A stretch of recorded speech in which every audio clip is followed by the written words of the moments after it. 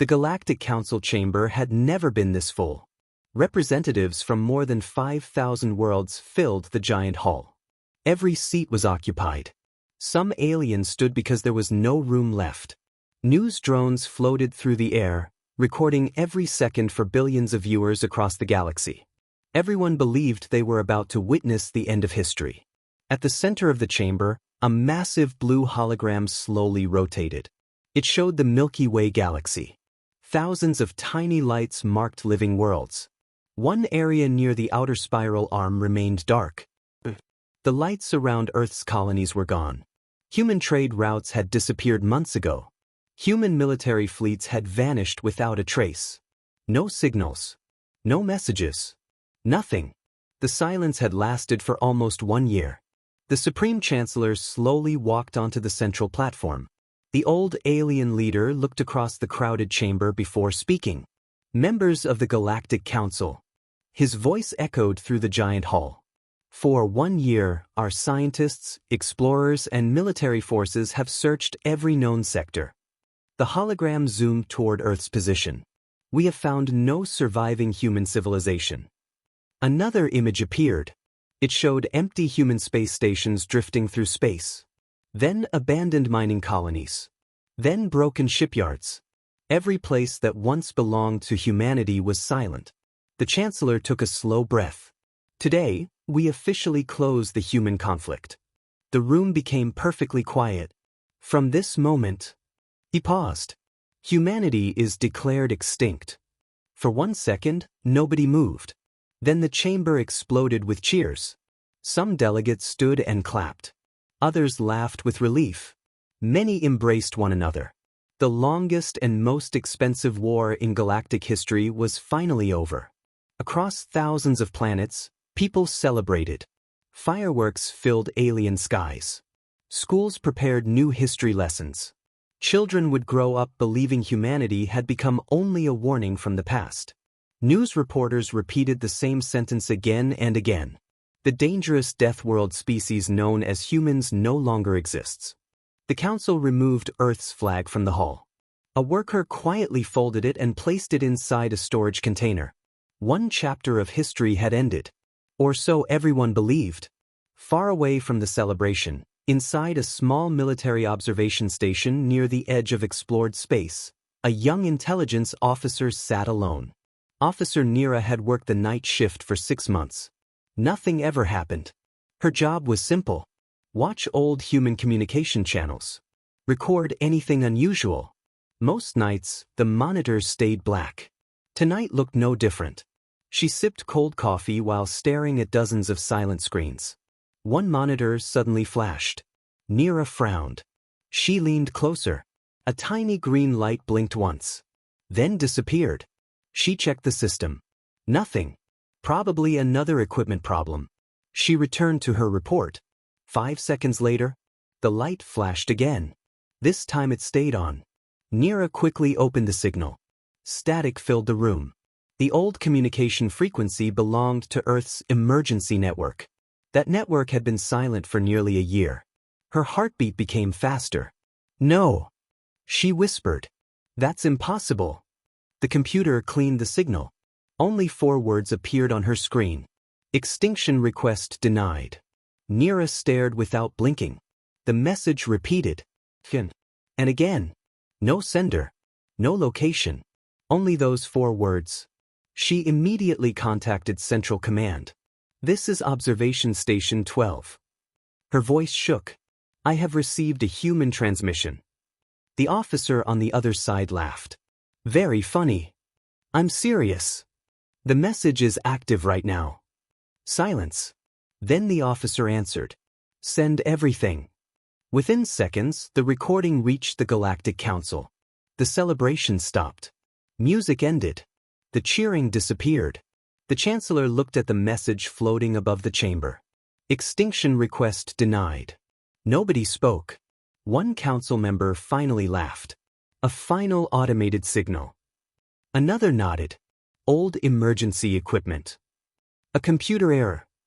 The Chancellor looked unconvinced. Can we trace it? Scientists worked quickly. Minutes passed. One technician slowly stood. His face had turned pale. "We can't." The Chancellor frowned. "What do you mean?" "The signal isn't coming from Earth." The room became silent again. "It isn't coming from any known human colony either." "Then where is it coming from?"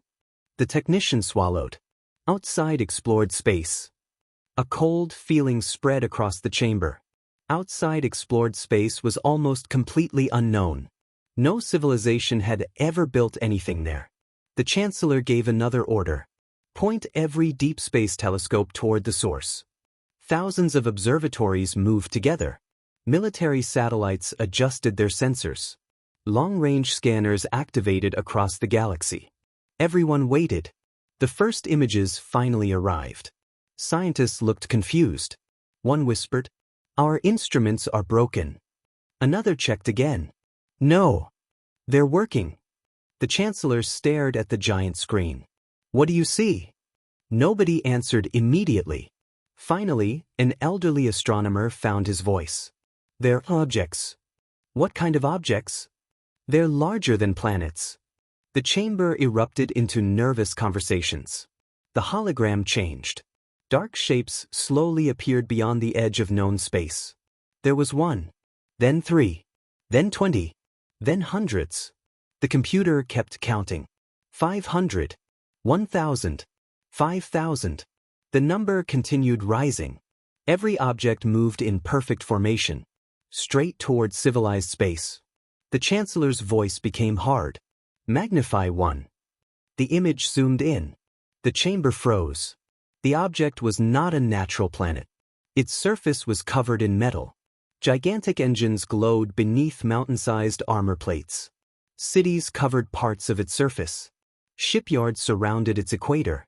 Weapons larger than continents slowly rotated into position. The artificial world looked alive. Someone whispered, "It's impossible." Then another image arrived. And another. Every object looked the same. Artificial planets. Moving together like an army. The military computer finally completed its analysis. A warning echoed through every speaker. Unknown megastructures detected. Estimated classification. Planet killer. Panic spread through the council chamber. Several delegates stood in fear. Others backed away from the hologram. Military commanders demanded immediate action. The Chancellor refused to blink. "How many?" The computer answered. "Final count in progress." The number climbed higher. 8,000, 9,000, 10,000. Still rising. Nobody could breathe. Then every planet killer transmitted the same message across every communication channel in the galaxy. The voice was calm. "Human. You declared humanity extinct." A long pause followed. Then the final sentence echoed across every world. "Now, humanity answers." The human message spread across the galaxy in less than 3 minutes. Every news station stopped its regular broadcasts. Every military command center switched to emergency mode. The celebration inside the Galactic Council vanished as quickly as it had begun. The cheering was replaced by fear. Thousands of alien leaders stared at the giant hologram where the unknown planet killers continued moving closer. No one spoke. The Supreme Chancellor finally broke the silence. "Find out where they came from." Hundreds of scientists immediately began working. Military officers searched old records. Exploration teams checked every star map. Nothing matched. The enormous machines had appeared from a region of space that every civilization had ignored for thousands of years. It was called the Black Frontier, a place filled with dead stars, dark nebulae, and dangerous gravity storms. No one believed anything could survive there. Apparently, someone had.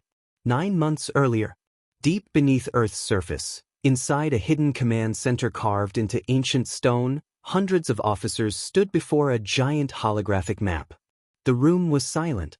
The map showed red lights spreading across human space. Every red light represented another colony under attack. Another city destroyed. Another fleet lost. At the center of the room stood Fleet Admiral Ethan Cross. His uniform was covered in dust instead of metals. He looked more like a tired engineer than the commander of humanity's last military forces. He quietly watched the map. No anger. No panic. Only calm. An officer stepped forward. "Admiral, we've lost another 3 colonies." Cross nodded once. "What about the civilians?" "Most escaped." "The fleet?" "Gone." Another officer looked ready to explode. "We can't keep retreating. They think we're afraid. They're burning our worlds one by one." Several commanders agreed. "They expect us to fight. Let us fight." Cross slowly turned toward them. His voice remained soft. "They're watching every ship we move. They're counting every weapon we build. They believe they understand humanity." He touched the hologram. The entire map changed. Hundreds of blue dots appeared far beyond known space. The officers stared. None of those locations existed on official charts. Cross smiled for the first time. "They only see what we want them to see." One commander looked confused. "Sir, what are these systems?" "Our future." Months before the war began, humanity had discovered something hidden beyond the Black Frontier. Not another civilization. Not ancient ruins. But thousands of empty star systems rich with resources. Completely invisible behind powerful gravity storms. Perfect hiding places. The Human Science Council had reached one conclusion. If war ever reached Earth, those systems would become humanity's second home. The secret project received one simple name. Operation Last Dawn. Only 32 people knew it existed. Back in the command center, Cross gave his next order. "Phase 3 begins today." The room became silent. Everyone understood what those words meant. Earth would disappear. Not physically, but from the eyes of the galaxy. Human cargo ships quietly changed their routes. Factories shut down. Military shipyards stopped production. Mining stations exploded after being evacuated. Communication satellites went offline. Even navigation beacons were destroyed. Every action looked like defeat. Alien spies reported exactly what humanity wanted. "They're collapsing. They've lost hope. Their economy is finished. Their government is failing." Every report reached the Galactic Empire. Every report made the enemy more confident. No one realized humanity was performing the largest evacuation in galactic history. Millions of civilian ships traveled without lights through hidden paths inside the Black Frontier. Families lived inside transport vessels for months. Children asked where they were going. Parents simply smiled. Home. Gigantic construction drones worked day and night. Asteroids disappeared. Entire moons were taken apart. Metal flowed into shipyards larger than planets. Every machine built only one thing. Not battleships. Not carriers. Something much larger. Something the galaxy had never imagined. Back in the present, inside the Galactic Council, panic continued growing. General Vorak slammed both hands onto the table. "We attack first." Another commander agreed. "They're still outside our borders. We can destroy them now." The chief scientist shook his head. "We don't even know what they are." The chancellor looked toward the military screen. "Estimate their power." The computer processed thousands of readings. A mechanical voice answered. "Unable to calculate." The room became quiet. Reason? No comparable object exists in recorded history. Several delegates looked at one another. That answer frightened them more than any weapon. Meanwhile, far beyond explored space, the first planet killer moved silently between the stars. Its metal surface stretched for hundreds of kilometers. Massive engines burned with blue light. Entire forests covered one section of the artificial world. Another section held oceans. Millions of humans lived inside peaceful cities protected beneath giant energy shields. Children played in parks. Teachers worked in schools. Doctors treated patients. Life continued as if no war existed. Deep below the surface, enormous factories never stopped. Robots assembled warships every minute. New drones rolled off endless production lines. Fusion reactors powered entire continents. At the center of the artificial world stood Admiral Cross. He watched the stars through a giant observation window. An officer approached him. Sir, the council declared us extinct. Cross nodded slowly. I know. They're celebrating. For several seconds, Cross said nothing. Finally he smiled. Good. The officer blinked. Good. The greatest weapon in war. Cross looked toward the endless darkness. Is letting your enemy believe the war is already over. Another alarm echoed through the bridge. Sir, all hidden colonies report complete evacuation. Every civilian is safe. The fleet is ready. Cross took one deep breath. Then humanity no longer has anything left to protect behind enemy lines. The bridge became completely silent. Every officer understood what came next. Cross walked toward the command platform. He placed his hand on a glowing control panel. Send the order. What message, Admiral? Cross looked at the endless fleet of planet killers surrounding them. Thousands waited quietly in the darkness. His answer was only 4 words. Operation Last Dawn begins. Almost instantly, 10,000 artificial worlds activated their engines together. The darkness beyond the black frontier suddenly filled with blue light. For the first time in history, the galaxy would discover where humanity had truly gone. The engines of 10,000 planet killers burned across the darkness like a second galaxy. For the first time in history, the black frontier was no longer silent. Blue light stretched across empty space as the giant artificial worlds moved together in perfect formation. They did not rush. They did not chase anyone. They simply advanced with calm confidence. Inside the Galactic Council, emergency alarms continued ringing. Every military commander watched the same terrifying picture. The unknown objects were getting closer. General Vorak pointed toward the hologram. They're moving slower than our battleships. One officer nodded. We can still intercept them. Another officer quickly interrupted. Negative. Everyone turned toward him. Our fastest scout fleet already tried. What happened? They never reached the targets. The room became quiet. The officers swallowed before answering. The planet killers changed gravity around themselves. A new image appeared. An alien scout fleet was flying toward one of the giant machines. Suddenly, space itself bent. The battleships lost control. Some were thrown thousands of kilometers away.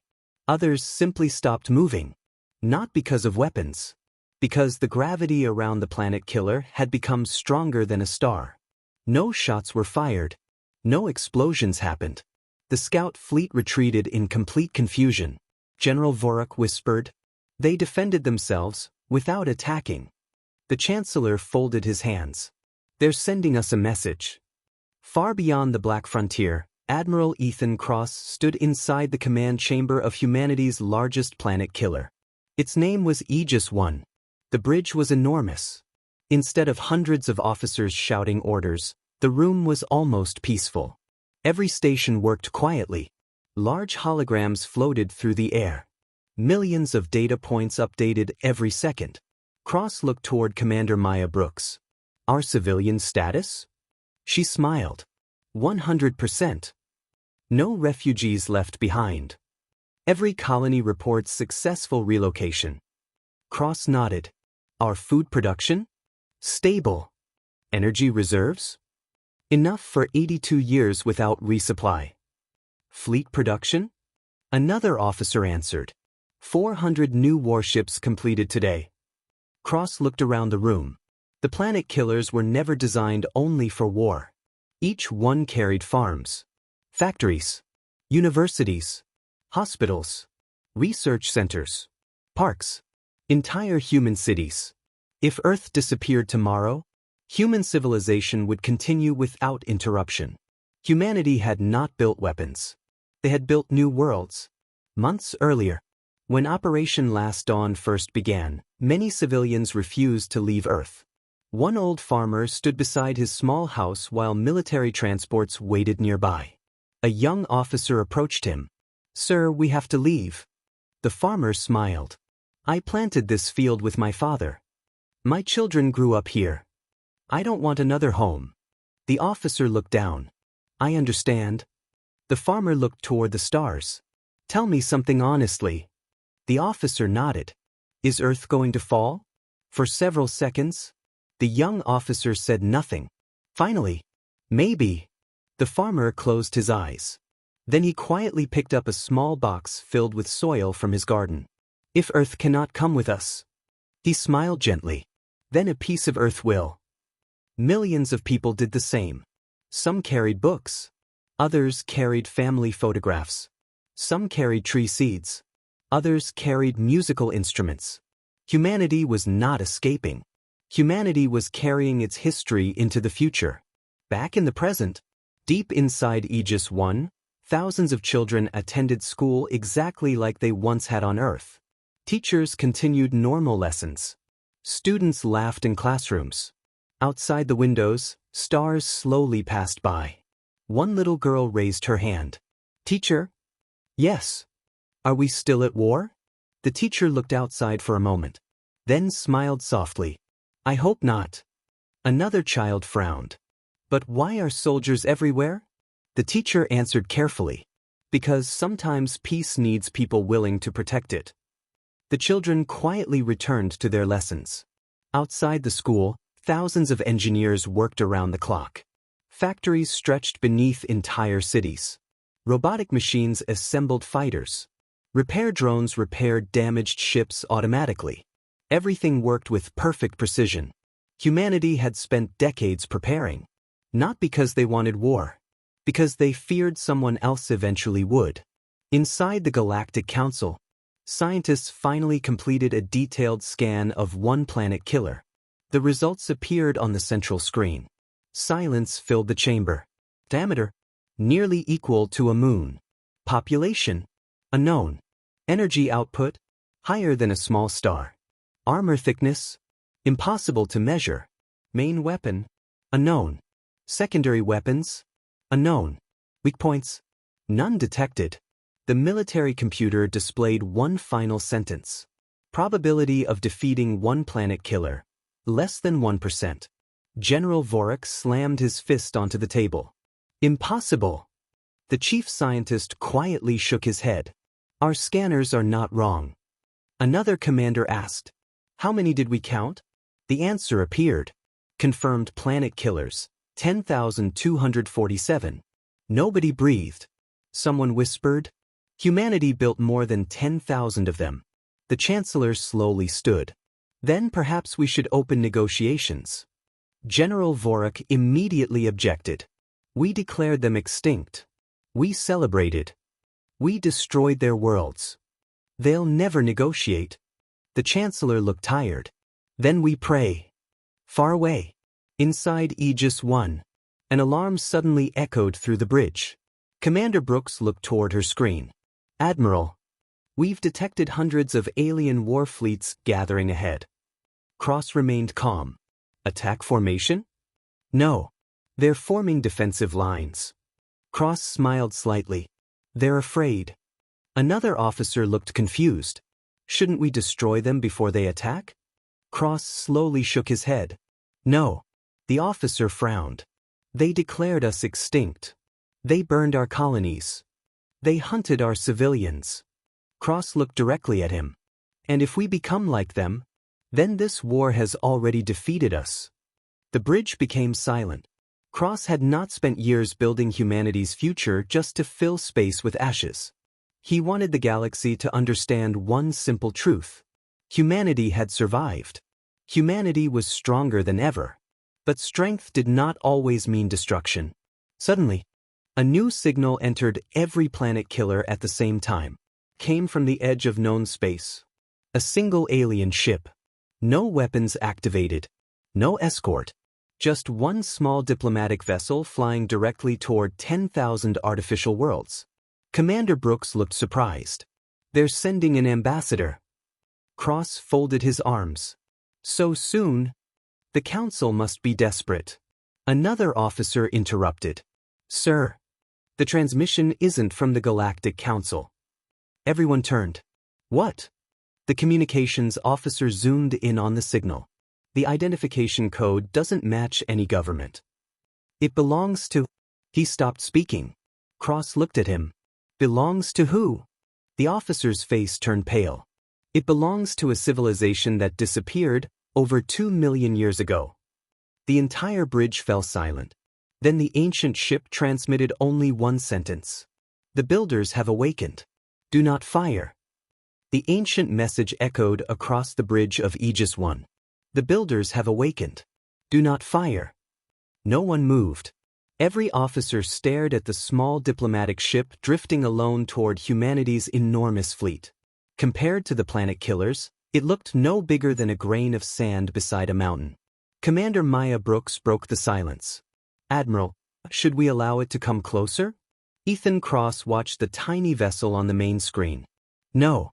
Several officers looked surprised. Cross continued calmly. We will go to them. The bridge became quiet. Instead of forcing the unknown visitors to enter humanity's territory, Cross ordered one small diplomatic shuttle to leave Aegis 1. It is time, he said softly, that the galaxy sees the difference between confidence and fear. While the shuttle moved toward the mysterious ship, panic spread across the Galactic Council. Every military station in known space reported the same thing. The planet killers had reached the outer border. But they had not attacked. Not one weapon had fired.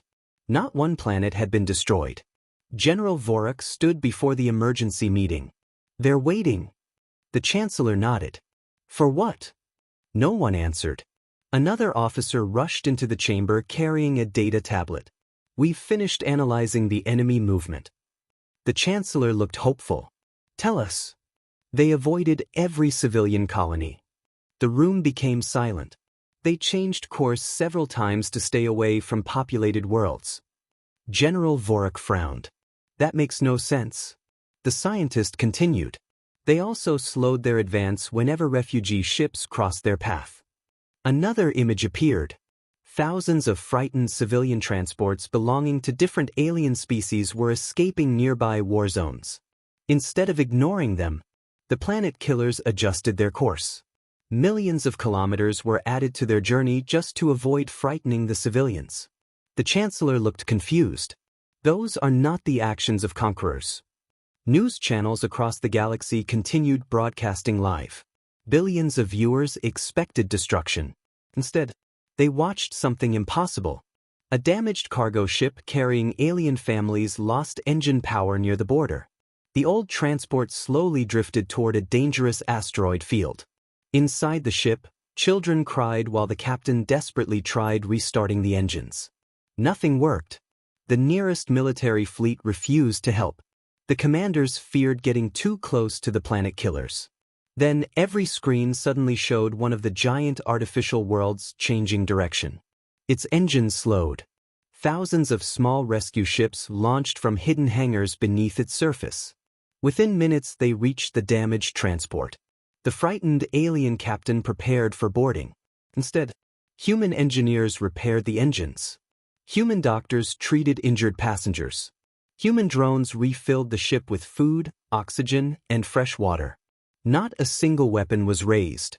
When the work was finished, the rescue ships quietly returned home. No speeches. No threats. No demands. The transport captain received only one message. Travel safely. Across the galaxy, millions of viewers watched in complete silence. Inside the Galactic Council, reporters replayed the rescue over and over. One delegate whispered, "They saved our civilians." Another shook his head. "But we declared them extinct." General Vorak looked angry. "It is a trick." The Chancellor slowly replied, "Perhaps. But it is a strange trick." Meanwhile, Cross's diplomatic shuttle reached the mysterious ancient vessel. The small ship showed no weapons. Its gray surface looked older than recorded history. Large cracks covered its hull. Ancient symbols glowed with soft blue light. A docking request appeared. Commander Brooks looked at Cross. It could be a trap. Cross smiled. If they wanted us dead. He glanced toward the massive planet killers surrounding them. They would have chosen a different strategy. The docking doors opened. Cross entered with only 2 officers. No weapons. Inside the ancient vessel, the air felt cold. The corridors were silent. Everything looked untouched for thousands of years. Finally they entered a circular chamber. In the center stood one old alien. His silver robes almost touched the floor. His skin carried glowing lines that moved slowly like flowing rivers. His eyes opened. "You are Ethan Cross." Cross nodded. "And you are?" The old figure smiled. "My name has been forgotten. I speak for those your people call the Builders." Cross remained calm. "We believed your civilization disappeared." "We did." The old being answered quietly. "We left because younger civilizations were finally ready to guide themselves." He slowly walked toward a large window. "But once again, they have chosen war." Back inside the council chamber, another emergency alarm sounded. Long-range scanners detected hundreds of war fleets gathering around the galaxy. Some belonged to frightened governments. Others belonged to ambitious empires. General Vorik smiled for the first time. "They're joining us." Thousands of ships arrived from every direction. The largest military force ever assembled slowly formed a defensive wall across known space. More than 12 million warships. The commanders believed no enemy could pass such a fleet. Celebration slowly returned. One officer laughed. "Even those planet killers can't survive this." The Chancellor remained silent. He no longer shared their confidence. Far away, the old builder looked directly into Cross's eyes. "They fear your weapons."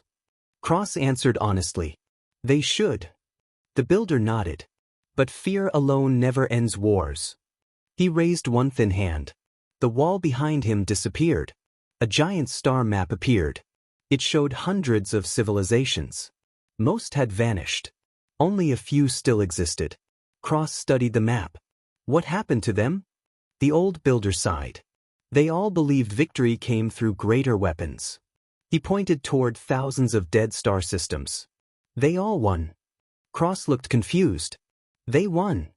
They destroyed every enemy. The old being's voice became heavy. And then discovered. There was no one left worth protecting. The room became silent. Cross understood. The builder smiled gently. "That is why we came." At that exact moment, an emergency officer rushed onto the bridge of Aegis 1. "Commander Brooks." She looked up. "What is it?" "The alien coalition has activated every weapon."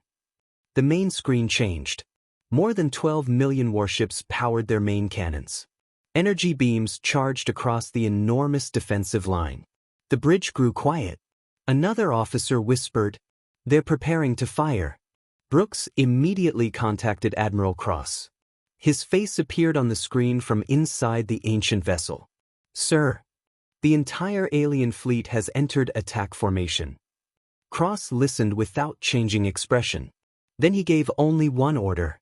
A simple order that shocked every officer aboard every planet killer. "No one fires back without my command." The officers stared at one another. Millions of enemy weapons were seconds from firing.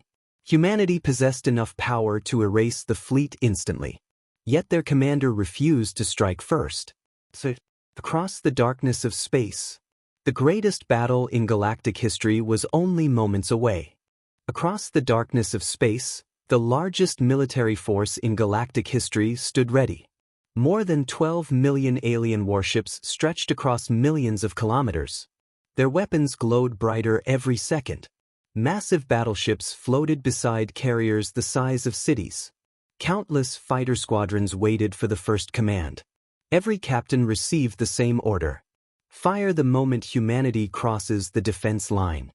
The fleet believed victory depended on striking first. On the other side waited humanity. 10,000 planet killers moved forward without changing formation. They showed no fear. They showed no anger. Only silence. Inside the bridge of Aegis 1, Commander Maya Brooks watched hundreds of warning lights flash across her console. Enemy weapons fully charged. Missile platforms active. Heavy plasma cannons ready. She looked toward the giant screen. Every tactical computer predicted the same result. If the alien coalition attacked first, millions would die within minutes. An officer turned toward Brooks. "Commander, should we activate the gravity cannons?" Brooks slowly shook her head. Admiral Cross gave a direct order. No one fires. The officer looked nervous. But if we wait, we may lose thousands. Brooks answered quietly. Then we wait. The bridge became silent again. No one questioned the order. Every officer trusted Cross. Not because he never made mistakes, but because he always remembered what they were fighting to protect. Inside the ancient builder ship, Ethan Cross stood beside the old Guardian. Both men watched the approaching fleets through a transparent wall. The builder spoke first. Your officers trust you. Cross nodded. They trust humanity. The old Guardian smiled. That is much harder to earn. He looked toward the stars. When we created the first planet killers. Cross looked surprised. So your people really built them? We built 12. The old being answered softly. They were never meant to destroy worlds. Cross frowned. Then why are they called planet killers? The builder slowly raised one hand. The room changed. Ancient memories appeared as glowing holograms. Millions of years earlier, peaceful worlds filled the galaxy. Then one empire tried to conquer everything. No army could stop them. No fleet could match their numbers. The builders faced extinction. Instead of creating bigger warships, they created moving worlds. Entire civilizations lived inside them. The planet killers carried enough power to destroy planets. But that was never their real purpose. They existed, the builder explained, so no empire would ever dare attack again. Cross understood immediately. They were shields. The old Guardian smiled. Exactly. The greatest weapon is often the one that never needs to fire. Back inside the Galactic Council, General Vorik grew impatient. He slammed his hand against the command table. What are they waiting for? A communications officer answered. They continue moving slowly. No weapons activated. Another officer interrupted. Our civilians report something unusual. The main screen changed. Across several border systems, planet killers had begun broadcasting medical frequencies. Human hospital ships were helping injured civilians. Repair drones fixed damaged space stations. Food containers appeared around starving refugee camps. General Vorik stared in disbelief. They're helping us. The Chancellor quietly replied. They're helping innocent people. The room became uncomfortable. For months, the Council had called humans monsters. Now those same monsters were saving lives. Far away, one small alien girl stepped out of a refugee transport. Her homeworld had been destroyed during the war. She expected the giant machine above her to be terrifying. Instead, she saw parks, trees, birds flying beneath an artificial sky. Human volunteers welcomed frightened families. Doctors smiled. Children played together without asking what species anyone belonged to. The little girl looked at her mother. I thought humans hated us. Her mother had no answer. Back aboard Aegis 1, Commander Brooks received another report. Admiral Cross has returned. Seconds later, the bridge doors opened. Cross walked inside calmly. The officers immediately stood. Brooks stepped forward. Sir, the coalition fleet is ready. Cross nodded. I know. What did the builder say? Cross looked around the bridge before answering. He reminded me why humanity built these worlds. He turned toward the main screen. Open every communication channel. Within moments, every television, every military command, every civilian receiver, every ship in the galaxy connected to Aegis 1. Billions watched. Cross appeared on every screen. He stood alone. No weapons behind him. No soldiers. Only the stars. His voice remained calm. You declared humanity extinct. Millions held their breath. You destroyed our homes. You hunted our people. You celebrated our deaths. No one interrupted. Then Cross continued. Today, we could destroy every fleet standing before us. Behind him, the silhouettes of 10,000 planet killers filled the stars. No force in this galaxy can stop us. Inside the council chamber, fear spread once again. Cross looked directly into the camera. But victory built on revenge creates only another war. The room became silent. So today, humanity offers something stronger. General Vorak whispered. What is he doing? Cross finished his sentence. We offer peace. Shock swept across the galaxy. Even Brooks blinked in surprise. Cross continued. The coalition has 1 hour. Lower your weapons. Leave every occupied human world. Recognize every surviving colony. If you do, no planet killer will ever fire. The transmission ended. Silence covered the galaxy. 1 hour. Only 60 minutes separated peace from destruction. Inside the coalition fleet, confusion spread. Some admirals wanted to accept immediately. Others called it a trick. General Vorak refused. We attack. The Chancellor stood. No. Vorak turned. If we lower our weapons, humanity wins. The Chancellor looked into his eyes. If we fire, no one wins. The chamber divided. Arguments echoed through every hall. Meanwhile, the countdown continued. 58 minutes. 57. 56. Then suddenly, every scanner across the galaxy detected something new. Another fleet, much larger than humanity's. It was emerging from deep space beyond the Black Frontier. The ships were unlike anything anyone had ever seen. Ancient, silent, beautiful. The builder fleet had finally arrived. And every planet killer immediately turned toward them, not in fear, but in respect. For a long moment, no one in the galaxy spoke. The newly arrived fleet drifted out of the darkness beyond the Black Frontier. It was larger than any empire's navy, yet it moved with complete silence. Thousands of ancient silver ships glowed softly beneath the light of distant stars. Their designs were smooth and elegant, unlike the sharp, armored warships of modern civilizations. Every scanner returned the same answer. Unknown technology. Estimated age. Impossible to calculate. Inside the Galactic Council, every delegate stood in silence. The Supreme Chancellor looked at the enormous ancient fleet. So, they were real. General Vorak slowly lowered his hands from the command console. Even he could not hide the fear in his eyes. Inside Aegis 1, Admiral Ethan Cross watched the ancient ships arrive. Commander Maya Brooks smiled slightly. The builders kept their promise. Cross nodded. They never came to fight. They came to witness. The bridge crew looked confused. Witness what, sir? Cross looked toward the coalition fleet. The choice. The builder flagship slowly moved forward. Its surface carried no visible weapons. Instead, enormous rings of blue light surrounded the vessel.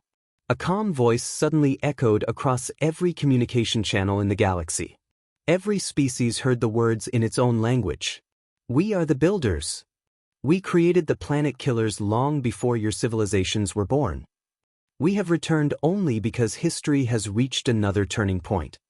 Millions listened in complete silence. The builder continued. For millions of years, young civilizations have repeated the same mistake. They believed strength came from destroying enemies. They forgot that true strength comes from protecting life. The message ended. No threats. No commands. Only truth. Inside the coalition fleet, arguments became louder. Several admirals immediately ordered their weapons powered down. Others refused. General Vorak stood before every commander. If we surrender today, humanity will rule the galaxy tomorrow. One elderly admiral quietly answered, No, they already can.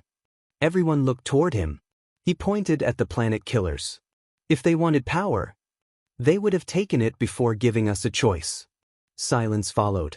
The words spread across every flagship. More commanders began lowering their weapons. On one distant cruiser, a young alien captain looked at the countdown. Only 15 minutes remained. He remembered the refugee transport that humans had rescued. His own sister had been aboard that ship. Without saying another word, he turned to his crew.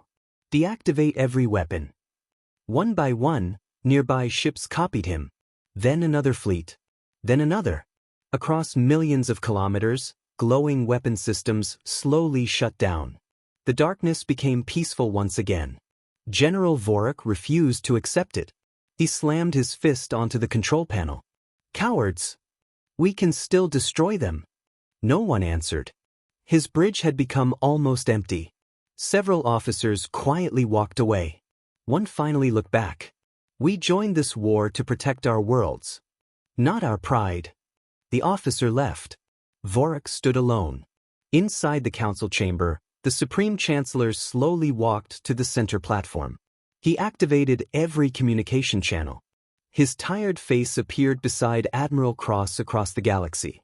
For several seconds, neither leader spoke. Finally, the Chancellor lowered his head. The Galactic Council made the greatest mistake in its history. Millions watched. We declared an entire people extinct. We celebrated their suffering. We allowed fear to become our guide. He took a deep breath. On behalf of every world under this council, I formally withdraw the Extinction Declaration. The giant council screen changed. The words humanity, extinct disappeared forever. In their place appeared new words. Humanity, sovereign civilization. Applause did not follow. Only respectful silence. Aboard Aegis 1, every officer waited for Cross's decision. Commander Brooks quietly asked, "Sir, what now?" Cross looked toward the stars. For years, humanity had prepared for this day. Every planet killer was ready. Every weapon could fire within seconds. Humanity had won. But victory was never the goal. Cross pressed one button. Across 10,000 planet killers, the enormous gravity weapons powered down. Massive shield generators entered peaceful mode. Attack formations dissolved. Factories stopped producing missiles and returned to building civilian ships. The giant artificial worlds slowly changed course. Away from the coalition. Away from war. Cheers erupted across every human city. Families hugged each other. Children laughed. Many cried. For the first time in years. No one feared tomorrow. The builder fleet quietly observed. The old guardian who had spoken with Cross smiled. A young builder beside him asked, "Did they pass?" The old guardian nodded. Yes. They possessed the power to rule. They chose to protect. The test is complete. Without another word, the ancient fleet slowly turned toward deep space. Within minutes, every builder ship disappeared into the darkness from which they had come. They left no monuments. No rewards. Only hope. Months later, the galaxy looked very different. Former battlefields became trade routes. Human engineers helped rebuild worlds damaged during the war. Alien scientists visited the planet killers, not as enemies, but as guests. Many were surprised to discover gardens, schools, hospitals, museums, and forests inside the enormous machines. One alien child looked up at a human guide. "I thought this was a weapon." The guide smiled. "It can be. But today, it's a home." Earth also began to heal. New cities rose beside old ruins. Trees were planted where battlefields once stood. Memorials honored every life lost, human and alien alike. Cross refused statues in his own honor. Instead, he ordered one simple monument outside the rebuilt council embassy. A stone carried only one sentence. "Power means nothing without mercy."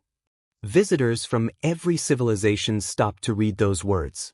Many stood there quietly before continuing their journey. Years later, children across the galaxy studied the Great War. Their history books no longer described humanity as monsters. Instead, they told the story of a civilization that was declared extinct. A civilization that returned with weapons powerful enough to destroy worlds, yet chose peace when revenge was easier. And whenever new leaders spoke carelessly about war, someone always remembered the lesson of that day. Not the size of the planet killers. Not the strength of humanity's fleet. But the decision that changed history. Because in the end, the galaxy learned one truth it would never forget. Humanity's greatest weapon was never the planet killers. It was the wisdom to never use them when peace was still possible.